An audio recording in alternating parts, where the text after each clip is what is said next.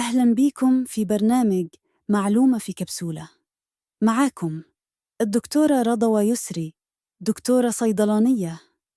هنا هتاخدوا معلومات طبية دقيقة سهلة ومن غير تعقيد، لأن صحتك أغلى والمعرفة دايما في متناولك.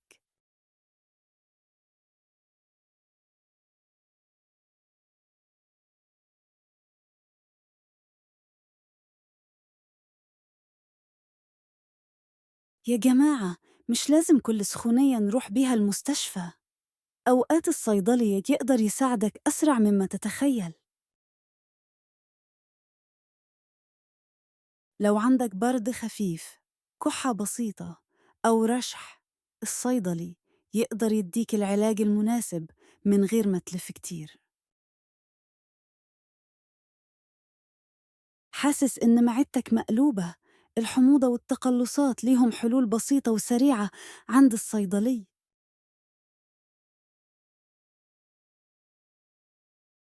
اتجرحت؟ الصيدلي عنده كل أدوات الإسعافات الأولية، وممكن ينظف الجرح بسرعة وأمان.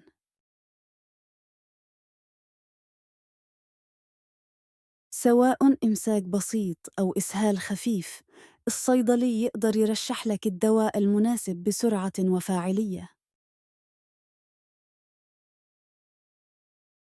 مش كل فيتامين ينفع لكل الناس. اسأل الصيدلي قبل ما تشتري أي مكمل غذائي.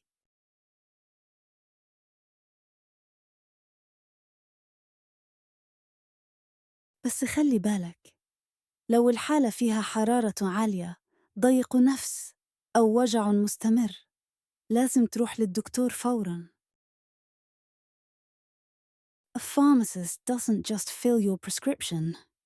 He's a true partner in your health. Ask him, and he's always ready to help. وبكده نكون وصلنا لنهاية حلقتنا من معلومة في كبسولة.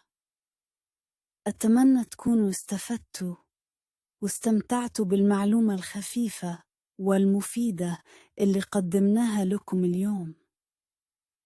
أنا الدكتورة رضوى، بشكركم على وقتكم الجميل، وبأفكركم دايماً: صحتك أمانة وعلمك قوتك.